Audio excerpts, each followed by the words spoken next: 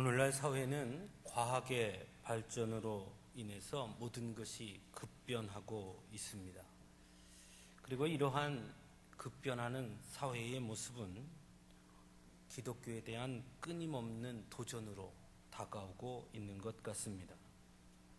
하나님의 존재에서부터 창조, 또 예수님의 동정녀 탄생, 그리고 부활과 승천, 종말에 관한 신앙 등 기독교의 가장 중요한 본질적 신앙이 과학이라는 이름으로 의심받고 있으며, 또한 그 모든 것을 증명할 것을 요구받고 있습니다. 또한 사회 가치는 철저하게 감각주의로 변화하므로 그동안 기독교에서 중요하게 여겼던 사랑과 자비, 섬김과 헌신 등은 관념적인 것으로 치부되어서 고리타분한 것으로, 옛날의 것으로 취급받고 있는 것이 현실입니다. 무엇보다 현실주의의 영향으로 현실의 삶을 더 중요하게 여기게 되므로 철저하게 물질 중심주의로 변화하게 되었고, 하나님 나라에 대한 소망이나 도래에는 점차 관심을 두지 않게 되었습니다. 그래서 하나님 나라의 도래나 또는 하나님 나라의 완성은 마치 이상주의나 허구의 이야기로 여기고 있는 것이 사실입니다. 또한 철저하게 힘의 논리를 앞세움으로 인해 힘이 곧 정의가 되는 세상이 되어가고 있는 것이 우리의 현실입니다. 그러다 보니 교회와 신앙인들마저도 이러한 변화된 사회적 가치의 영향 아래 놓임으로 인해서 교회의 신앙의 본래적인 가치나 또는 본래적인 의미들은 훼손되어지고 흔들리는 현실에 놓여 있는 것 같습니다. 즉 믿음과 신앙보다 현실의 삶의 안위와 성공이 더 중요한 가치로 여겨지고 있다라는 것입니다. 이러한 상황은 비단 오늘날의 모습만은 아닙니다. 오늘 우리가 본문에서 만나게 되는 미가 예언자가 활동한 시기에도 그 사회는 급변하는 여러 가지 상황으로 인해서 가치관의 혼란을 겪게 되었고, 그로 인해 신앙의 본질이 훼손되는 상황에 이르렀던 시기였습니다. 우리가 잘 알듯이 미가 예언자는 주전 8세기에 남유다에서 활동했던 예언자로 대략 주전 740년 무렵부터 680년대까지 남유다의 요담, 아하스, 히스기야 왕이 다스리던 때 활동했던 예언자였습니다. 이때는 남유다나 북이스라엘이 모든 면에서 매우 극단적인 경험을 했던 시기였습니다. 즉 사회적으로 급변하는 변화의 시대를 살았다라는 것입니다. 메소포타미아 제국의 일시적인 쇠퇴기로 인해 두 왕국은 전에 없던 국력 신장과 경제적 풍요를 경험하기도 했으나 디글랏 빌레셀 3세가 등극하면서 이스라엘을 둘러싼 주변의 정세는 완전히 뒤바뀌게 됩니다. 그의 서진 정책은 북이스라엘의 혼란으로 이어졌고 결국 친아수르 세력과 친애굽 세력으로 나뉘어서 내분을 겪던 북이스라엘은 멸망의 길로 치닫게 됩니다. 남유다 역시 북이스라엘이 멸망한 뒤에 우리가 잘 아는 대로 사네립의 침공으로 국군의 위기를 겪기도 했습니다. 이런 역사적 배경 속에서, 사회의 급변하는 혼란 속에서 남유다나 북이스라엘의 백성들은 가치관의 혼란을 겪게 되었고, 이것은 지배계층이나 피지배계층 모두에게 심각한 영향을 끼치게 되었습니다. 무엇보다 아수르에 의한 북이스라엘의 멸망은 이스라엘 백성들이 그동안 굳게 지키고 있었던 그들의 유일신앙 자체를 흔드는 계기가 되었습니다. 즉 과연 하나님께서 우리를 지켜주실 수 있는가 하는 하나님의 통치권과 능력에 대한 의문으로 이어지게 되었고, 더 나아가서는 과연 하나님께서 존재하고 계시긴 하신 것인가 하는 본질적인 신앙의 회의로 빠져들게 되어서 여호와 하나님만을 섬기던 유일신앙이 송두리째 흔들리는 그런 시기를 맞게 된 것입니다. 또한 우리가 잘 아는 대로 오랜 시간 팔레스틴 농경 문화에 젖어들게 되므로 유목 생활 속에서 만났던 야훼 하나님보다 농경 생활에 적합한 바알의 풍요제의에 빠져들게 되므로 하나님보다 바알을 더 숭배하는 지경에 이르게 되기도 했습니다. 그러므로 인해 제사장과 예언자 할 것 없이 모두가 하나님을 의지하기보다는 자신들의 힘으로 자신을 지켜야 한다는 생각을 갖게 되었고, 당연히 세상적 이익을 추구하는 데에 혈안이 되어서 탐욕의 노예로 변질되게 된 것입니다. 그래서 본문 11절에는 선지자들이 돈을 위하여 점을 치면서도 여호와를 의뢰하여 여호와께서 우리 중에 계시지 아니하냐, 재앙이 우리에게 임하지 아니하리라 라고 말하며 하나님을 만홀히 여기고 조롱하는 모습을 보이는 데까지 이르게 된 것을 우리는 보게 됩니다. 이런 남유다의 통치자들과 종교 지도자들에게 미가 선지자는 오늘 본문 1절에서 그들이 하나님께서 그들에게 주신 그 본분인 정의를 아는 것을 떠나 있다라고 비판하고 있습니다. 여기서 정의란 옛 우리 지금 개역 개정 성경전에는 공의라고 번역되어 있습니다. 여기서 정의란 곧 하나님의 공의를 의미하는 말로 더 쉽게 표현하면 하나님의 기준을 아는 것이라고 이해할 수 있습니다. 즉 통치자들과 종교 지도자들에게 있어 가장 중요한 것은 하나님의 기준, 하나님의 기준이 무엇인지에 대한 끊임없는 질문이 되어야 함에도 불구하고 남유다의 통치자들과 종교 지도자들은 11절 말씀에 의하면 뇌물을 위하여 재판하고 삭을 위하여 교훈하고 돈을 위하여 점을 치는 등 하나님의 기준과는 관계없는 자신들의 이익의 기준에 따라 재판하고 또 가르치고 또 결정했음을 말하고 있는 것입니다. 그래서 2절 말씀에서 미가는 그들을 가리켜 선을 미워하고 악을 기뻐한다라고 비판하고 있습니다.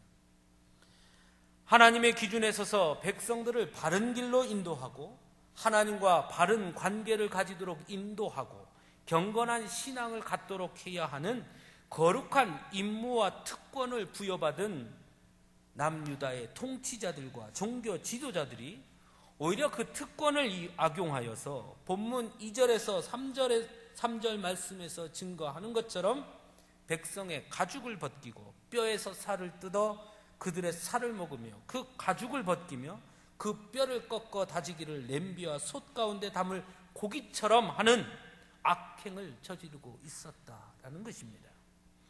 하나님의 공의나 정의, 하나님의 기준이 아닌 철저하게 자신들의 이익의 기준에 따르는 자들이 되고 말았다는 것입니다. 오늘날 우리의 사회 역시 마찬가지가 아닌가 하는 생각을 해보게 됩니다.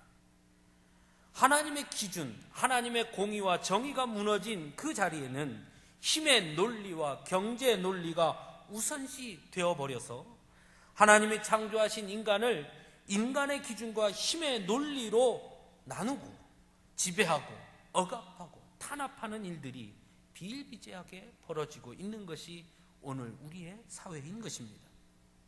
가난하다는 이유로 무시되고 세상적 기준에 따르지 못한다는 이유로 실패자나 낙오자로 치부되기도 합니다. 언제든지 힘 있는 자들의 이익을 위해서 다른 사람들의 목숨을 빼앗는 일도 서슴지 않습니다.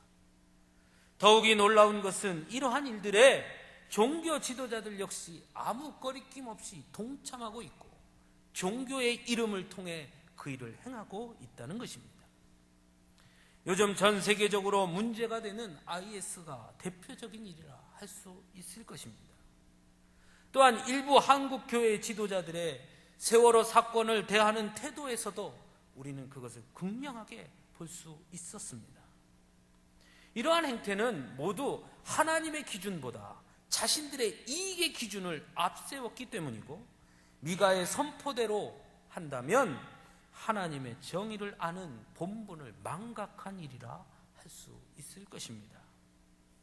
미가는 그런 자들에게 오늘 본문 4절을 통해 여호와께 부르짖을지라도 응답하지 아니하시고 그들의 행위가 악했던 만큼 하나님께서 그들 앞에 얼굴을 가리시리라 라고 경고하고 있음을 우리는 기억할 수 있어야 합니다. 또한 미가 선지자는 남유다의 통치자들과 지도자들이 하나님의 평강을 말하면서도 자신의 이익을 내세우고 있음을 비판하고 있습니다. 여러분, 평강이 무엇입니까? 평강은 하나님께 자신의 모든 것을 온전히 맡길 때 하나님께서 주시는 온전한 마음입니다. 단순히 평화의 상태를 말하는 것이 아닙니다. 오히려 갈등과 문제가 있음에도 불구하고 하나님께 그 갈등과 문제를 모두 맡김으로 하나님께서 그 가운데 주장하시도록 하나님의 뜻을 따라가는 그것으로 인해서 주어진 상태, 그것을 평강이라 말하는 것입니다.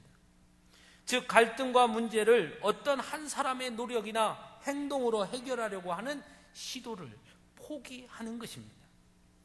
그래서 예수님도 내가 주는 평안은 세상이 주는 것과 같지 않다라고 말씀하십니다. 하지만 미가가 비판하는 당시 선지자들의 모습은 그 입에 무엇을 채워주지 아니하는 자에게는 전쟁을 준비하는 자들이었다라고 말씀하고 있습니다. 즉, 입에 먹을 것을 물려주면 평화를 외치고 먹을 것을 주지 아니하면 전쟁을 벌일 준비를 한다고 비판하고 있는 것입니다. 즉, 그들은 하나님께 맡김으로 하나님이 주시는 평강이 아니라 자신들의 이익을 위한 표면적인 평화를 말하고 그것을 추구하는 자들이라는 것입니다. 우리나라의 전시 작전 통제권을 다시 또 연기하기로 했습니다. 얼마 전 미국의 위키리스크라는 데서 비밀 문서가 공개된 적이 있습니다. 그 비밀 문서에 공개된 것에 보면 원래 한국은 노무현 대통령 때 미국의 부시 대통령과 합의를 해서 전시 작전 통제권이 우리나라로 2014년에 이렇게 이양하는 것으로 결정을 했습니다. 그런데 이명박 대통령이 정권을 잡은 이후에 미국에게 가서 그 전시 작전권을 우리에게 넘겨주는 것을 연기하자고 요청합니다.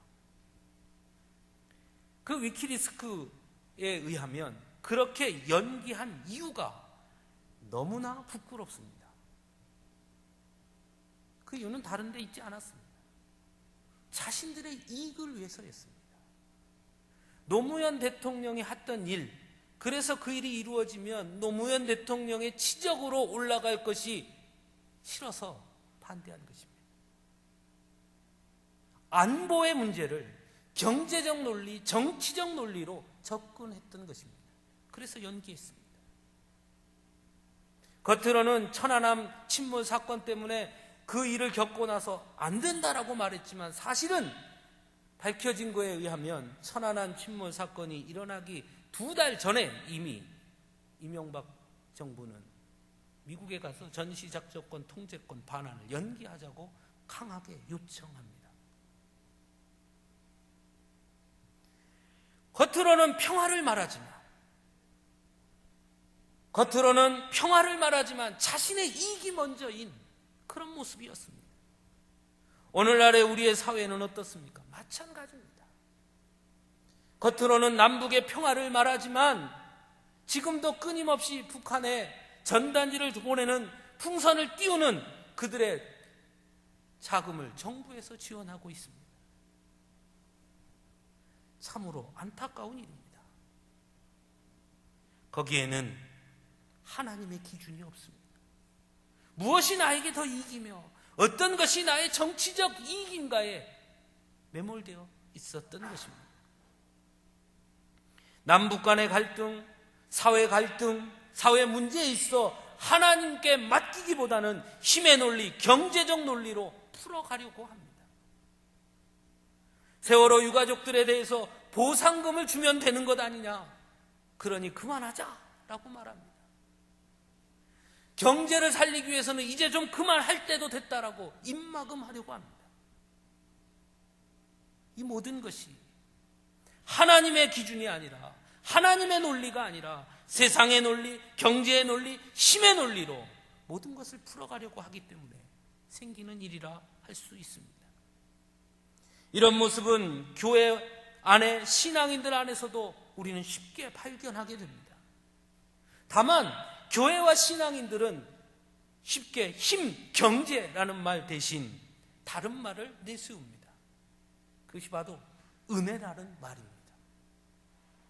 갈등과 문제들을 하나님 앞에 묻고 함께 고민하기보다는 그저 은혜대로, 우리 은혜롭게 그저 덮읍시다, 지나갑시다, 이렇게 말합니다. 서울의 대형교회에서 성추행을 했던 목회자가 피해자에게 전화를 해서 문제를 일으키면 오히려 교회에 어려움이 생기게 되니 그냥 덮어주자, 그렇게 말하면서 은혜롭게 해결합시다 말하는 지경에 이르게 되었습니다. 그 목회자가 속한 교단과 노회는 여전히 그 목회자를 감싸기에 급급하며 은혜로라고 말하고 있습니다. 성도들 또한 마찬가지입니다. 신앙의 충고를 받아들이는 것을 거부합니다. 오히려 충고하면 토라지고 교회 안에 더 큰 문제를 만들어내는 경우가 허다합니다. 그러다 보니 성도들의 신앙을 올바르게 지도해야 할 목회자나 당회가 아무런 역할을 할 수 없습니다. 그냥 은혜롭게, 그냥 서로 아무 일 없는 듯이 그렇게 넘어가고 덮어버리자고 말합니다. 거기엔 하나님의 기준이 없습니다. 겉으로 보기에는 아무 문제가 없는 것 같지만 그것은 하나님의 평강이 아닌 것입니다. 더 중요한 것은 그것은 결코 은혜가 아닙니다. 은혜는 우리의 잘못을 하나님 앞에 분명하게 인정하고 철저하게 하나님 앞에 무릎 꿇고 엎드려 회개할 때 그럼에도 불구하고 용서해 주시는 하나님의 사랑을 경험하는 것, 그것이 곧 은혜인 것입니다. 그런데 하나님과는 전혀 관계없이 그저 우리의 관계를 원만하게 하기 위해 쉽게 눈 감고 넘어가는 것은 결코 은혜일 수가 없고 거기에 하나님의 평강은 존재할 수 없는 것입니다. 여러분, 우리는 어떻습니까?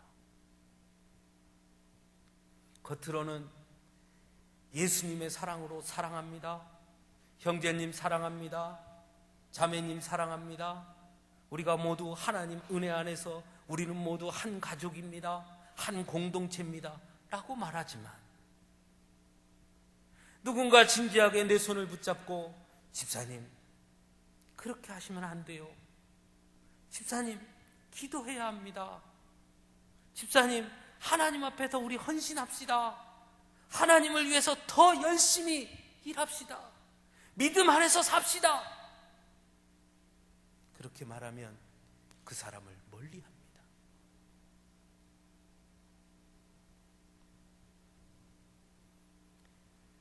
미가 선지자는 그런 자들에게 하나님이 응답하지 아니하심으로 밤을 만나리니 이상을 보지 못할 것이며 어둠을 만나리니 점치지 못하며 해가 져서 낮이 캄캄할 것이며 부끄러워하며 술객이 수치를 당하여 다 입술을 가릴 것이다 라고 경고하고 있습니다. 그게 무슨 뜻입니까? 미래가 없다는 말씀입니다. 오히려 지금은 평화일지 모르나, 지금 보이는 모습은 평화로운 모습일지 모르나 결국은 어둠일 수밖에 없고 오히려 더 큰 수치를 당하게 될 것임을 경고하고 있는 것입니다. 묻어두자, 넘어가자, 지나가자, 그러면 다 끝나는 것이 아닙니다. 그것이 우리를 썩게 만드는 것입니다. 이 말씀 앞에서 저는 우리 스스로를 돌아보기를 원합니다. 과연 우리의 모습은 어떠한가? 교회가 가장 중요하게 생각해야 하는 것, 성도가 가장 중요하게 생각해야 하는 것, 하나님의 공의, 하나님의 기준, 과연 그것이 우리에게 있는가? 언제부터인가 오히려 교회도 성도들도 하나님의 뜻보다 이익과 효율성, 편리주의, 나의 기쁨에 빠져있는 모습을 보이는 경우가 더 많지는 않은가? 하나님의 기준과는 상관없이 자신들의 기준에 따라 더 많은 이익을 창출해 내기 위해서 혈안이 되어 있지는 않은가? 하나님의 기준에 맞는 교회보다 단지 세상적 기준에 부유한 교회가 되기만을 위해 나아가고 있지는 않은가? 그러다 보니 개교회주의에 빠져서 다른 교회 교인 빼오는 것도 서슴지 않고, 교회 안에도 경쟁 논리가 들어와서 성도 간에 경쟁을 붙이기도 하고, 전도하는 일에는 경품을 내걸기도 하는 이상한 행태들이 교회 안에 벌어지고 있는 것은 아닌가? 하나님의 일꾼을 세운다 말하면서도 임직하는 데에는 돈을 요구하기도 하고 돈을 주고받기도 하는 등 도저히 하나님의 공의라고도 말할 수 없는 일들을 서슴지 않고 자행하면서도 눈도 깜빡하지 않는 모습이 우리 안에 있지는 않은가? 여러분 어떠하십니까? 그렇지 않다고 자부할 수 있습니까?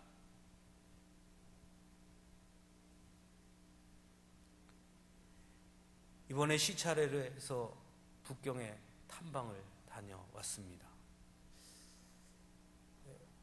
원래 공식적인 일정이 있는데 다른 목사님 두 분하고 저는 공식적인 일정 외에 새벽에 일어나서 천안문 광장에 국기 개항식을 보러 새벽 4시 반에 택시를 타고 천안문에 갔습니다. 우리를 안내한 가이드가 말하기를, 뭘 그런 걸 보러 가려고 새벽부터 그러느냐, 중국 사람들도 잘 안 본다, 그렇게 이야기를 했습니다. 그런데 막상 천안문 광장에 도착을 하니, 도착한 시간은 한 5시 10분쯤이었는데 그 천안문 광장을 철저하게 통제를 하고 있었습니다. 아무도 들어가지 못하게 하고요, 한 5시 반쯤 되니까 한 사람씩 사람들을 통과시키고 검문 검색을 철저하게 했습니다. 그리고 천안문 광장으로 들어갔습니다. 저희 생각에도 새벽에 누가 그 국기 개항하는 것 기껏 길어야 한 3분, 5분 되는 그걸 보려고 누가 올까?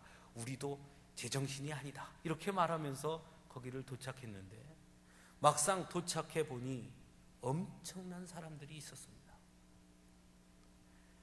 검문 검색을 통과한 사람들은 마구마구 뛰어갔습니다. 저는 생각에 천안문 광장이 얼마나 넓은데 거길 왜 뛸까, 그런 생각을 하면서 저희는 거꾸로 천천히 걸어서 개항돼 있는 데로 갔습니다. 개항돼 있는 데 가서 깜짝 놀랐습니다. 6.25 때 중공군의 그 인해 전술이 이런 거구나 싶을 정도로 사람들이 너무나 많았습니다. 주위를 아무리 둘러봐도 외국인은 한 명도 찾아볼 수 없었습니다. 저와 같이 간 목사님 3명만이 외국인 같았습니다. 다 중국인이었어요. 너무 많이 왔습니다. 정말 개항식은 6시 30분이 되자 시작이 됐고 단 3분 만에 끝났습니다.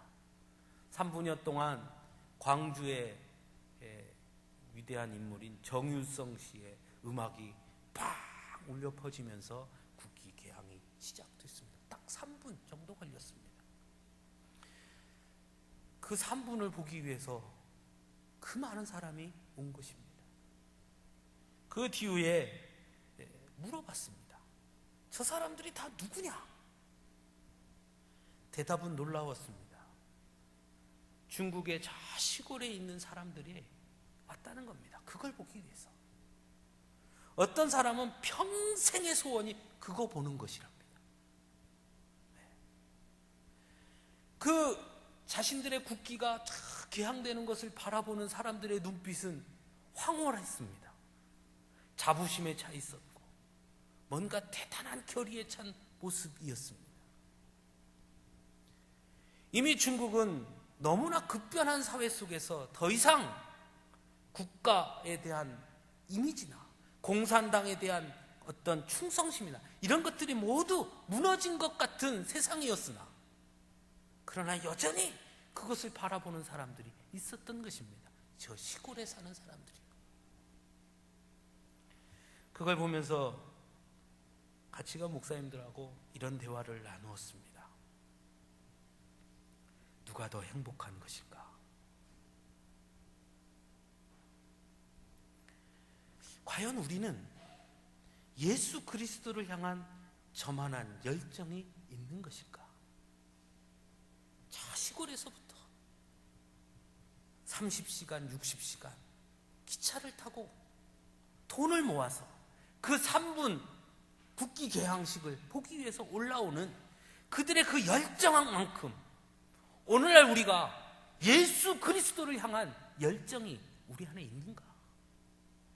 저들이 저 국기를 바라보며 느끼는 그 황홀함과 그 결의와 그 뜨거운 만큼 과연 우리는 예수 그리스도의 십자가를 바라보면서 그 뜨거움이 우리 안에 있는가?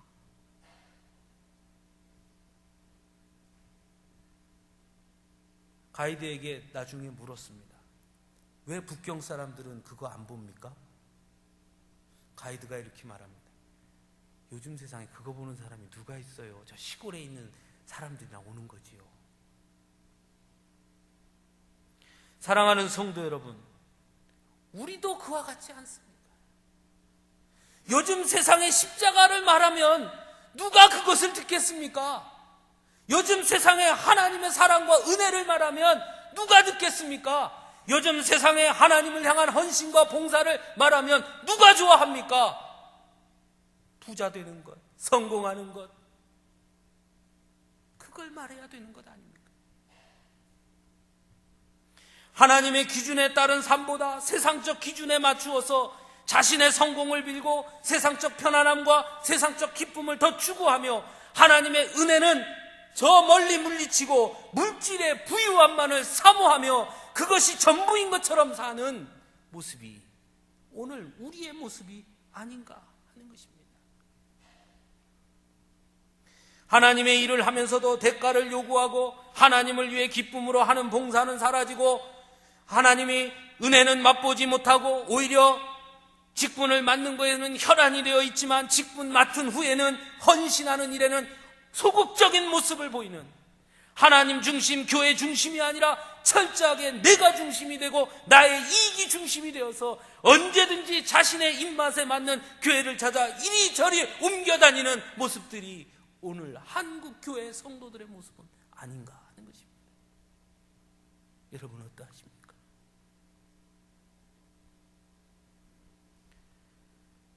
미가가 오늘 비판하고 있는 남유다의 통치자들과 종교 지도자들의 모습이 우리의 모습과 다르다 말할 수 있겠습니까? 교회가, 성도가 하나님의 기준을 떠나 자신들의 기준에 따라, 이익의 기준에 따라 살아갈 때 미가의 경고 앞에서 결코 자유로울 수 없다는 것을 우리는 기억해야 합니다.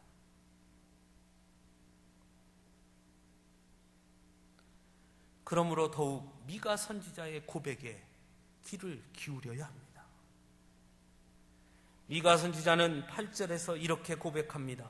오직 나는 여호와의 영으로 말미암아 능력과 정의와 용기로 충만해져서 야곱의 허물과 이스라엘의 죄를 그들에게 보이리라. 무슨 말입니까? 비록 세상이 변하고 가치관이 달라지고 상황과 환경이 변해서 하나님의 능력이 의심되고 조롱된다 할지라도, 세상의 기준이 더 중요하게 여겨진다 할지라도, 세상의 힘이 더 강해 보인다 할지라도, 그럼에도 불구하고 오직 나는, 그렇지만 나는 오직 여호와의 영으로 충만해지리라 고백하고 있는 것입니다.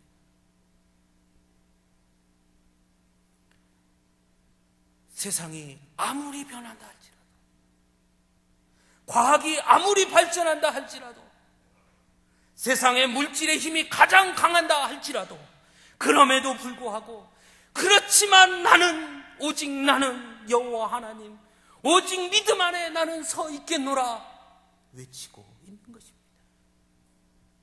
사랑하는 성도 여러분, 이 외침이 우리의 외침이 되어야 하지 않겠습니까? 세상을 따라가는 자들이 아니라 세상이 어떠하다 할지라도 그렇지만 나는 오직 하나님 앞에 서 있겠습니다. 그렇지만 나는 오직 하나님의 은혜에 충만해져 있겠습니다. 비록 그 길을 가는 길이 험하고 어렵고 악어의 골짝 같은 죽음의 길일지라도, 십자가 같은 길일지라도, 그래도 나는 오직 하나님을 바라보며 가겠습니다. 그게 성도의 고백이고 교회의 고백이 되어야 하지 않겠습니까? 미가는 말합니다. 나는 여호와의 영으로 충만해져서 야곱의 허물과 이스라엘의 죄를 그들에게 당당하게 보여주리라. 적어도 성도들은 세상에 따라 살지 아니하고 믿음으로 삶으로 세상을 따라 사는 자들을 스스로 부끄럽게 할 수 있는 삶을 살아야 하는 것입니다.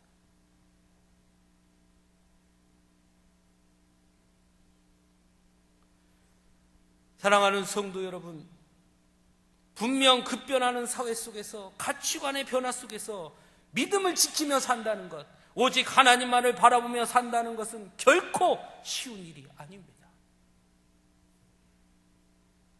세상 사람들의 눈으로 보면 그것처럼 어리석은 사람이 없을 것입니다. 하지만 사도 바울은 고린도전서 1장 18절에서 십자가의 도가 멸망하는 자들에게는 미련한 것이요 구원을 받는 우리에게는 하나님의 능력이라 라고 고백합니다. 우리가 누구입니까? 우리는 십자가의 도를 바라보는 자들입니다. 하나님의 나라를 바라보며 하나님의 나라를 꿈꾸며 사는 자들이며 구원을 입은 자들입니다. 그러므로 우리에게 십자가의 도는 미련한 것이 아니라 하나님의 능력인 것입니다.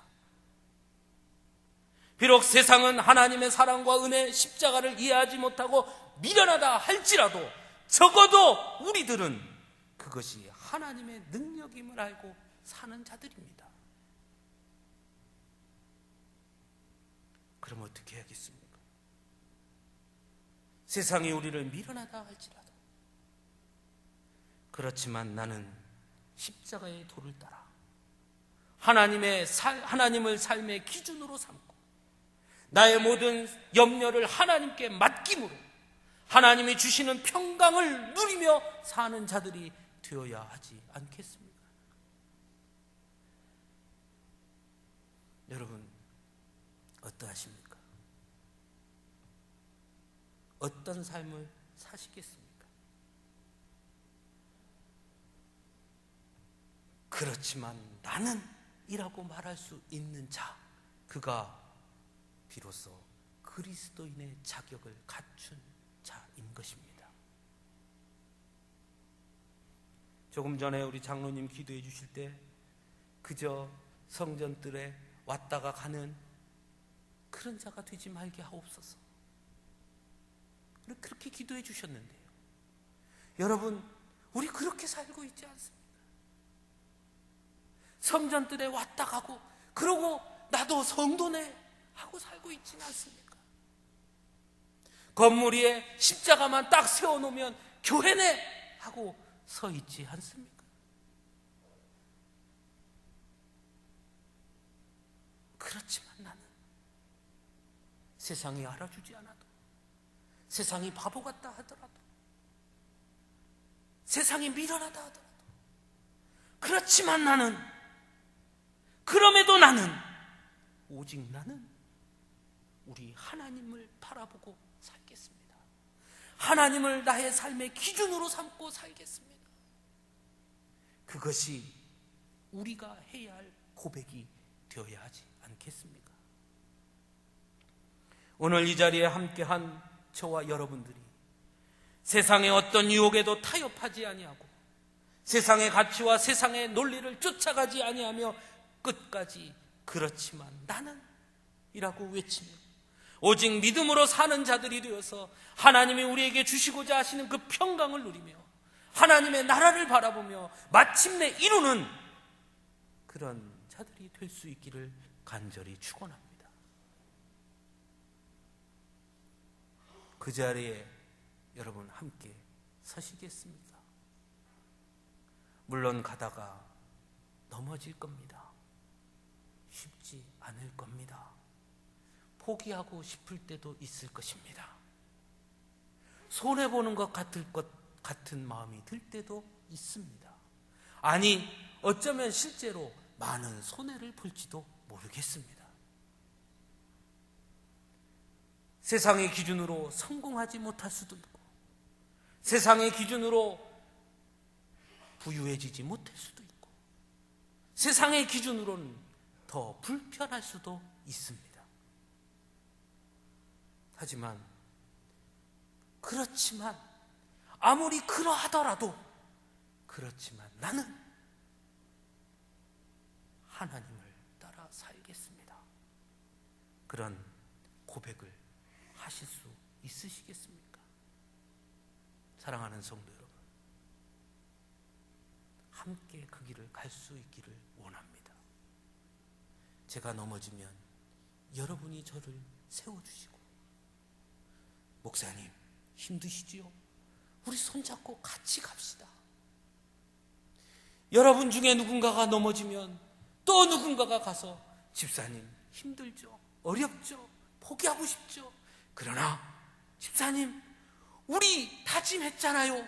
그렇지만 나는 하나님을 보겠더라고. 그게 우리의 고백이 아닙니까? 같이 갑시다. 같이 손잡고 갑시다. 내가 도와줄게요. 내가 기도할게요. 우리 같이 갑시다. 서로 그렇게 격려하고 위로하고 새 힘을 주며 그 길을 가야 되지 않겠습니까? 우리 서강주 교회가 그런 교회가 되기를 원합니다. 여기 계신 우리 성도들이 그런 성도들이 되기를 원합니다. 함께 손을 붙잡고 그 힘든 길이지만 영광의 길을 같이 걸어가는 저와 여러분이 되기를 간절히 축원합니다. 기도하겠습니다. 사랑의 주님,